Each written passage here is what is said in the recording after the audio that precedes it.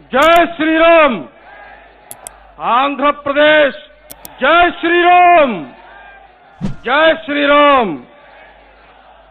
ఈ 3 అక్షరాల నినాదం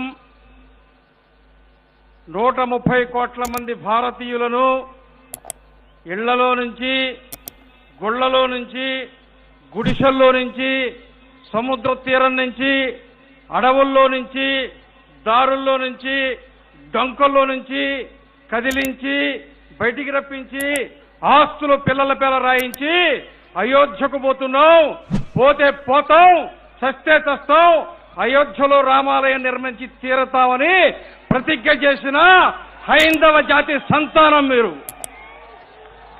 అవునా కాదా? అవునా కాదా? జై శ్రీరామ్. కట్టుకున్నావా లేదా? కట్టుకున్నావా లేదా? చెప్పరా? ఆకలే? తినలా? నిద్రొస్తుందా? చలిబుడుతోందా? ఉడుకుపుట్ల? వేడెక్కలా? మధ్యాహ్నం ఎండజాల్లా? ఎందుకు ఊరికే అలా తిరుగుతూ ఉన్నారంటే, మహాభారత యుద్ధం అయిపోయిన తర్వాత పాండవులు కృష్ణుడు నడిచిపోతూ ఉంటే అందరూ నవ్వుకుంటూ ఉన్నారంట. ఆహా, నా వల్లే యుద్ధం, నేనే గెలిచానని అర్జునుడు భీముడు నవ్వుకుంటూ ఉంటే అప్పుడు కొండ మీద ఉండే ఒక తల మాట్లాడిందంట, మీరేమి యుద్ధం చేశారయా అని. నువ్వెవరు అని అడిగారు. నేను ఘటోత్కచుడి కొడుకుణ్ణి, బర్బరీకుడిని. నేను యుద్ధానికి ముందే కృష్ణ పరమాత్ముడు సుదర్శనంతో తీసేశాడు, కానీ వీరుణ్ణి కాబట్టి యుద్ధం చూడాలనుకున్నాను, యుద్ధం అయ్యేదాకా బతికించమన్నాను, ఈ కొండ మీద పెట్టాడు, యుద్ధం చూశాను అన్నట్ట. మరి ఏం చూసావయ్యా అన్నట్ట. పాండవులు యుద్ధం చేయలేదు, కౌరవులు యుద్ధం చేయలేదు, కేవలము ఈ 18 రోజులు 18 అక్షౌహిణుల మీద కేవలము విష్ణుమూర్తి శ్రీకృష్ణ పరమాత్ముడి సుదర్శన చక్రం మాత్రమే తిరుగుతూ ఉండింది అని చెప్పెట్ట. ఈ వేదిక మీద కూర్చుని చూస్తూ ఉంటే, కదులుతూ ఉంటే, నడుస్తూ ఉంటే, తిరుగుతూ ఉంటే ఈ హిందూ సమాజమే పరమాత్ముడి యొక్క, కృష్ణుడి యొక్క సుదర్శన చక్రం అయ్యి ధర్మ రక్షణ కోసం సుదర్శన చక్రం తిరుగుతున్నట్టుగా కనబడుతూ ఉన్నది మాకు. అవునా కాదా? అవునా కాదా? జై శ్రీరామ్. నిన్న మధ్యాహ్నం బయలుదేరి వెంకటగిరి కోట నుంచి, కుప్పం నుంచి, బొబ్బిల్ నుంచి, ఇచ్చాపురం నుంచి మధ్యాహ్నం సర్ది కట్టుకుని సాయంత్రం బస్సు ఎక్కి రాత్రి సరిలో ఉండి ఆ స్కూల్ బస్సుల్లో వస్తుంటే ఆ స్కూల్ బస్సులు అక్కడ పక్కన కూర్చుని ఏముంటున్నాయో తెలుసా? మాకెందుకయా ఈ బాధ, పొద్దునేదో పిల్లల్ని ఎక్కించుకొని స్కూలుకు పోతివి, సాయంత్రం ఇంటికి పోతివి, రోజు 10 కిలోమీటర్లు తిరిగే వాళ్ళమి, 1000 కిలోమీటర్లు తిప్పితిరి అని అనుకుంటూ ఉంటే పక్క బస్సు చెప్పిందంట, ఒసే పిచ్చి బస్సు, రోజు మనం గుడి మంది నుంచే పోతున్నాము, బడి బాగుంది కానీ గుడి బాగుందా అన్నట్ట. కాబట్టి బడి గురించి కాదే, ఒక్కరోజు గుడి గురించి కూడా పోయిద్దామని ఆదివారం సెలవు కదా అని అన్ని కేసరపల్లికి వచ్చాయి. అవునా కాదా? అవునా? విన్నారా? వీళ్ళెందుకు నడుస్తున్నారు? వాళ్ళ వానకం చూస్తుంటే పార దొరికితే ఇక్కడ కూడా దొరికితే ఏదైనా దేవాలయం పడుతుందా అని పోతున్నారు వాళ్ళు. ఎక్కడ పడితే అక్కడ దేవాలయాలు దొరుకుతున్నాయని ఇక్కడ కూడా దేవాలయం దొరుకుతుందని ఎత్తుక్కుంటూ పోతున్నట్టుంది వాళ్ళు పిచ్చోళ్ళు. అవునా? కూర్చోవచ్చుగా, కూర్చోలేరా? ఓపిక లేదా? అయోధ్య కరసేవకు పోతుంటే దారి లేకపోతే, డొంక లేకపోతే, రోడ్డు తవ్వేస్తే, రైలు రద్దు చేస్తే, అడవుల్లో పడి, గడ్డల్లో పడి, గుట్టల్లో పడి అయోధ్యకు పోయి కరసేవ చేసిన హిందూ జాతికి సంబంధించిన వాడి అరగంట సేపు కుర్చీలో కుదురుగ్గా కూర్చోలేవా? కూర్చోలేవా? ఆ వెనక కుర్చీలు ఖాళీ అయినాయి. ఏమయ్యంటే ఆ పక్కనే అన్నం పెడుతున్నారయ్యా, భోజనము సాంబారు వాసన వచ్చింది, మేము చేయగలిగింది లేదు, వేసిపోయామని చెప్పారట. అవునా కాదా? దేవాదాయ శాఖని రద్దు చేయాలనేటువంటిది మన ప్రధానమైనటువంటి అంశం. ఎందుకని? మన దేవాలయం మనం కట్టుకున్నాం, కృష్ణదేవరాయలు కట్టించారు, కాకతీయులు కట్టించారు, చోళులు కట్టించారు, పాండవులు చోడులు కట్టించారు, పల్లవులు కట్టించారు, ఎంతో మంది జమీందారులు కట్టించారు. మీ ఊళ్ళో మా ఊళ్ళో మనమే కట్టుకుంటువి.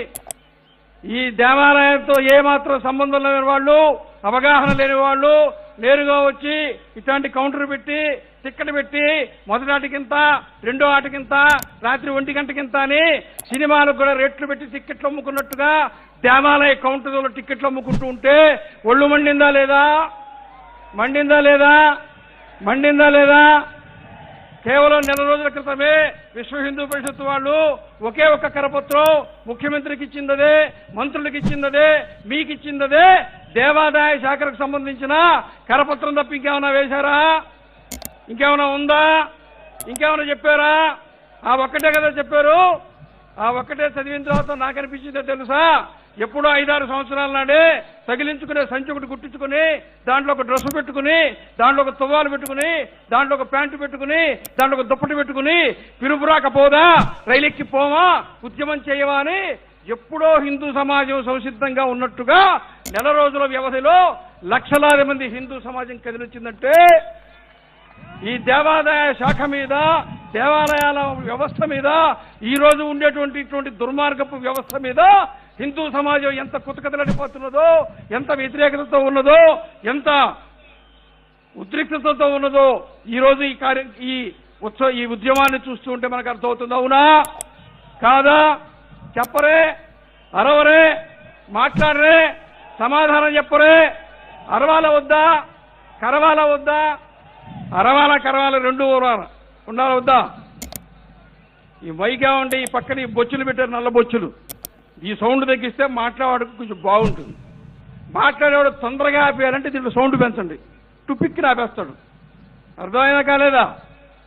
అందుకనే ఈ రోజున దేవాదాయ చట్టం రద్దు చేసే లోపల ఏం చేయాలంటే, అసలు ఒక సంగతి తెలుసా మీకు? ఆ చట్టం పేరే హిందూ దేవాదాయ ధర్మాదాయ చట్టం. ఇంతకుముందు దేవాలయం మీద బోర్డుల మీద అదే ఉండేది. మీరు ఎప్పుడైనా గమనించారా? మొత్తం ఆంధ్రప్రదేశ్లో దేవాలయ బోర్డుల మీద హిందూ అనే శబ్దం తీసేశారు. మీకు గుర్తుంచుకోండి. పెట్టాలా వద్దా? హిందూ శబ్దం పెట్టాలా వద్దా? అడగాలా వద్దా? పోయి నిలబడాలా వద్దా? మీ ఊరు బడికి అయ్యవారు రాకపోతే అడుగుతున్నారు లేదా? పొలంలో ట్రాన్స్ఫారం కలిపోతే అడుగుతున్నారు లేదా? సబ్ స్టేషన్ ముట్టడి చేస్తున్నారు లేదా? మీ దేవాలయంలో డబ్బులు గోలుమాలైతే, భూములు ఆక్రమిస్తే, హుండీ దొంగతనం జరిగితే, అర్చకుడి మీద దాడి జరిగితే, దేవాలయంలో దొంగతనం జరిగితే మీ ఈవోని ఎప్పుడైనా మీరు నిలదీశారా?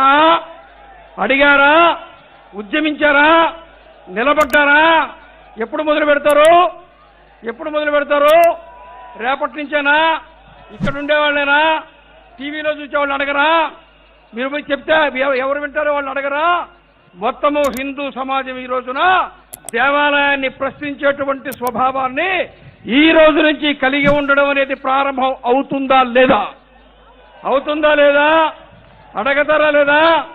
కడగతారా లేదా? అడగాల వద్దా? అవునా?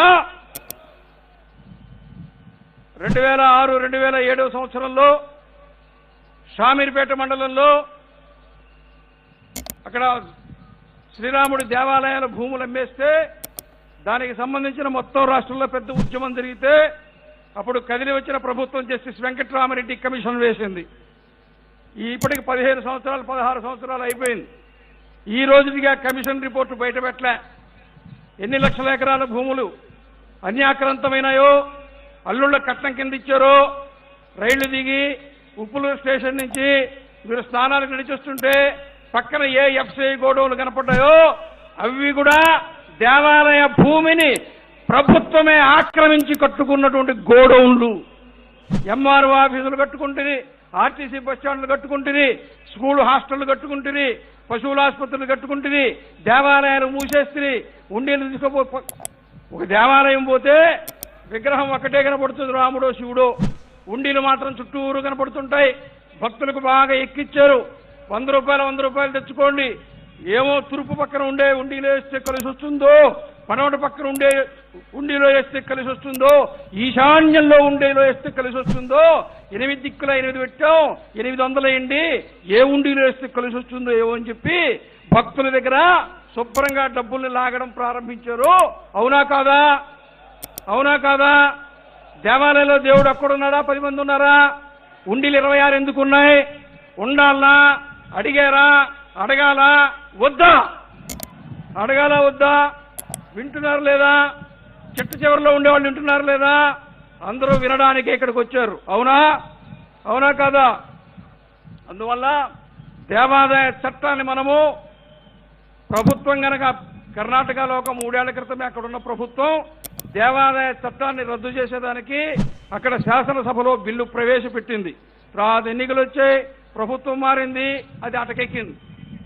మన ఆంధ్రప్రదేశ్లో ఉండేటువంటి ఉమ్మడి ప్రభుత్వం కూడా ఈ ఉద్యమాన్ని చూసి ఉత్సాహం తెచ్చుకుని అందరూ హిందూ ఎజెండాలో మరింత ముందుకు పోతున్నారు. కాబట్టి రేపు అసెంబ్లీ సమావేశంలోనే దేవాదాయ చట్టం మాకు అక్కర్లేదు, ఈ దేవాలయాలు మీరే చూసుకోండి ఇచ్చేస్తే ఏం చేయాలనే దానికి కూడా మనం సిద్ధంగా ఉండాలా వద్దా? కమిటీలు ఏర్పడాలా వద్దా? అసలు ముందు మనం దేవాలయం పోవాలా వద్దా? ప్యాంటు ధోతి కట్టుకోవాలా వద్దా? హిందూ ధర్మాన్ని మనం ఆచరించాలా వద్దా?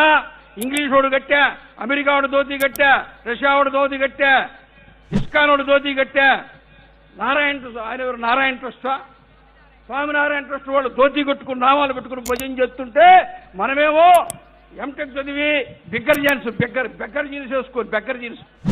బెగ్గర్ జీన్స్ అంటే ఏందా అని అడిగా. అడుక్కు తినేవాడి ప్యాంట్ అంట. అడుక్కు తినడానికి 6 ఎకరాలు అమ్మి ఐఐటి చదివి బొక్కల ప్యాంట్ వేసుకొని తిరగాల. బుర్ర ఉందా లేదా? బుద్ధి ఉందా లేదా? మారాలా వద్దా? ఎవరు దేవాలయానికి పోరో వాళ్ళకి ఇట్లాంటి లక్షణాలు వస్తాయి, ఎవరు దేవాలయానికి పోతారో వాళ్ళకి ఇక్కడికి రావాలని లక్షణాలు వస్తాయి. రావాలా వద్దా?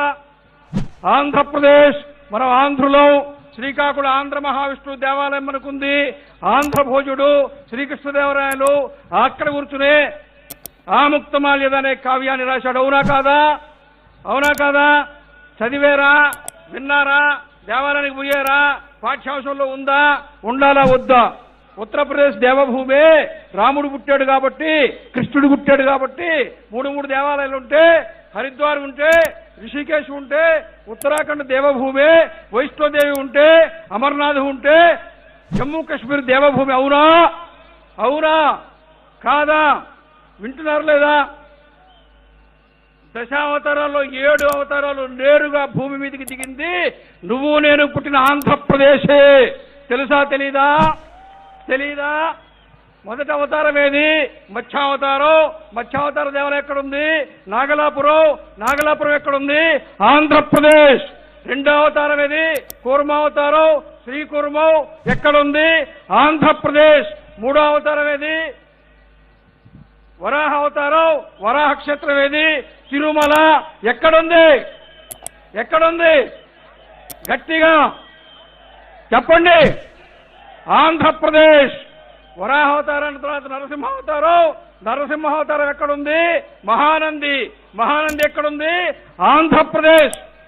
నరసింహావతారం తర్వాత 5 అవతారం వామనావతారం దేవాలయం ఎక్కడుందో తెలుసా? పరుచూరు మండలంలో, ప్రకాశం జిల్లాలో, చెరుకూరు గ్రామంలో త్రివిక్రమ వామన స్వామివారి దేవాలయం ప్రకాశం జిల్లాలో ఉంది. వామన స్వామి అవతారం దేవాలయం ఎక్కడుంది? ఆంధ్రప్రదేశ్. అవునా కాదా? విన్నారా లేదా? శబ్దం రావట్లా? అరవరా? మొత్తం చివరిలో ఒకేసారి అరుస్తారా? కదలొద్దా? వామనావతారం తర్వాత పరశురామావతారం దేవాలయము. పరశురాముడు మహేంద్ర పర్వతం మీద ఉంటాడు. మహేంద్ర పర్వతం శ్రీకాకుళం ఒరిస్సా సరిహద్దులో ఉంది. శ్రీకాకుళం జిల్లాలో ఉండే మహేంద్రతనై పర్వతం మీదే పరశురాముడు ఉంటాడు. కాబట్టి పరశురామావతారం ఎక్కడుంది? ఆంధ్రప్రదేశ్. రాముడు ఉత్తరప్రదేశ్, బలరాముడు ఉత్తరప్రదేశ్, కృష్ణుడు ఉత్తరప్రదేశ్. అఖిలాండ కోటి బ్రహ్మాండ నాయకుడు, కలియుగ ప్రత్యక్ష దైవం సాక్షాత్తు వెంకటేశ్వర స్వామి తిరుమలలో ఉన్నాడా లేడా? తిరుమల ఎక్కడుంది? ఆంధ్రప్రదేశ్. అవునా కాదా? 7 అవతారాలు ఏ ఆంధ్రప్రదేశ్ లో ఉన్నాయో ఆ ఆంధ్రప్రదేశ్ ని రాష్ట్ర ప్రభుత్వం తక్షణం ఇది దేవభూమిగా ప్రకటించాలా వద్దా? అయోధ్య కారిడార్ వచ్చిందా లేదా? కాశీ కారిడార్ వచ్చిందా లేదా? చార్ధామ్ కారిడార్ వచ్చిందా లేదా? తిరుమల నుంచి శ్రీకోర్మ దాకా ఈ 7 క్షేత్రాలని కలుపుతూ మనకు కూడా 7 అవతారాల కారిడార్ వస్తే ప్రపంచం మొత్తం ఇక్కడికే వస్తుంది. ఆంధ్రప్రదేశ్ అగ్రగామిగా ఉంటుంది. ఆంధ్రప్రదేశ్ ఆధ్యాత్మిక పుణ్యభూమి, ఆంధ్రప్రదేశ్ అవతారాల పుణ్యభూమి, ఆంధ్రప్రదేశ్ దేవతల దేవభూమి. అవునా కాదా? జై శ్రీరామ్, వందే మాతరం. భారత్ మాతా కీ. భారత్ మాతాకి